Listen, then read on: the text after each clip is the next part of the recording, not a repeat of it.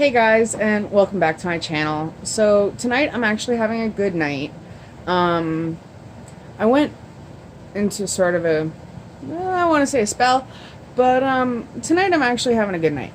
And I found something that I wrote when I was in that spell, and I actually completely forgot that I wrote it. So I would actually like to share it with you because I'm now rereading it, and I'm thinking that it's actually kind of good. My writing looks like crap, so I might have to stop.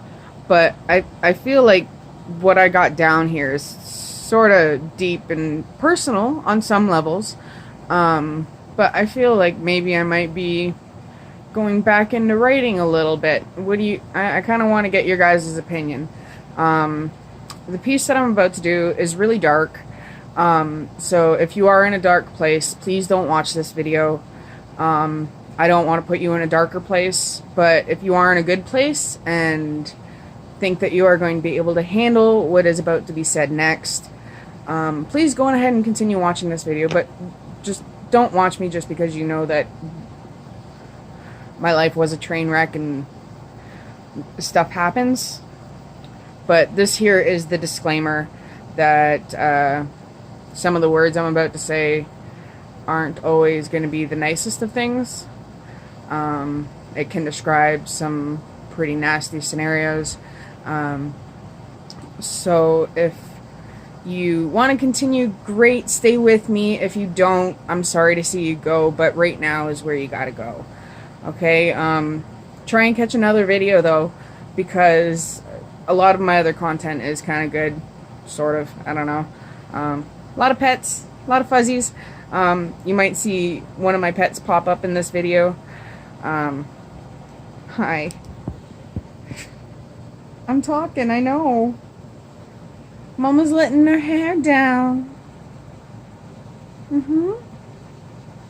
Okay, let's get on with this. Armpit, can you move for a second, please? Come on. Just 1 second. 1 second. Just let me get through this. Okay. Here we go. I don't have it titled or anything. It's just words. The thought of him would make her skin... Sorry. The thought of him would make you feel like your skin was crawling. Her muscles would twitch and her mouth would water with the invitation of the projectile vomit so violent that it makes her empty all over again.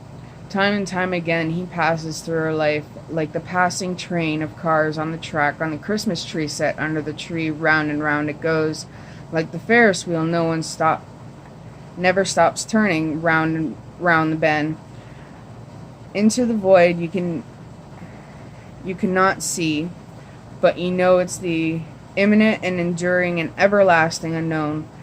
Like the vivid nightmare of your worst dreams, his power was just too great for her to escape.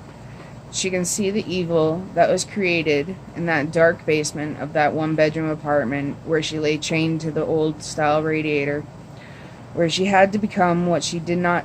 What she...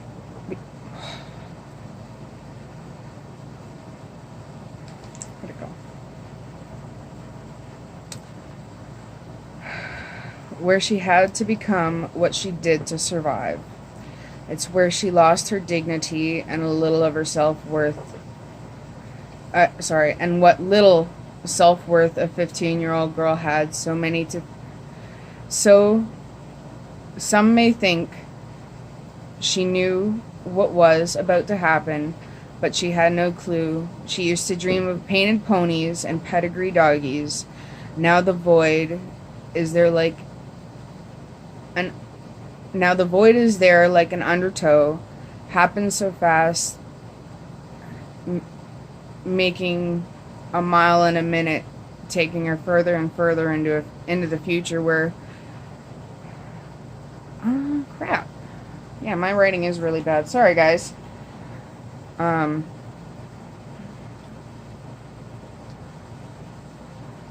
the void is there like an undertow, happens so fast,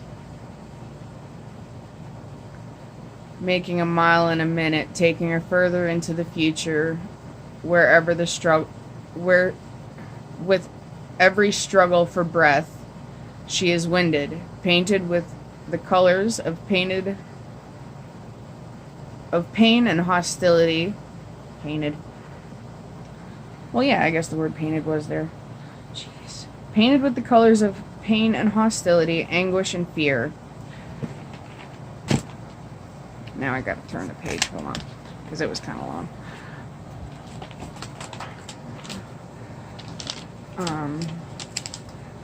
The fear, the damage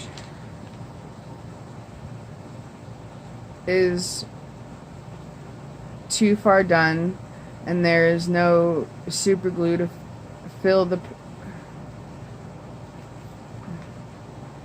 to find the palette of life. I'm not sure where I went there. For life is dark and full of terrifying monsters that scratch at the inner walls of your own self-sanctuary. He might have made her aware of what she was capable of creating, giving her a hairball of anger and self-pity, being dry heaved every time she gets close to anyone. I might have been stoned when I wrote this part. Creating and giving her a ball of anger. Hairball of anger and self-pity. Oh, okay, now that's making sense. Giving her a hairball of dry heaving of every time she... Crap, man, this video's... restarting it. I'm just gonna go back to the top of the page because I figured it out. The fear of the damage of being too far gone. There is no super glue to find for this palette of life. For life is dark and full of terrifying monsters that scratch at the inner walls of your own... Yes, honey. You're not helping.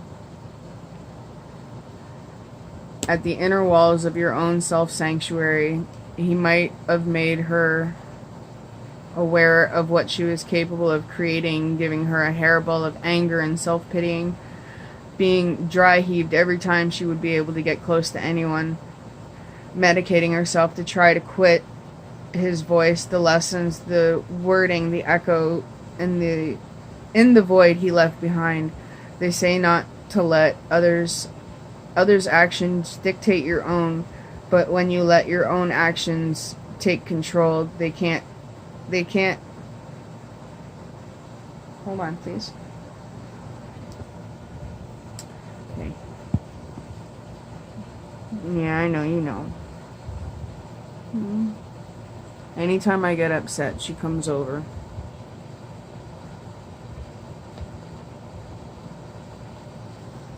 Let's get my hair out of your face.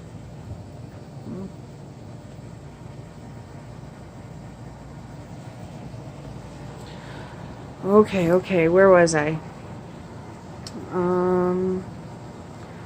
Take control, and they can't be stopped with her... with their skin crawling and heart beating faster than a jackrabbit's.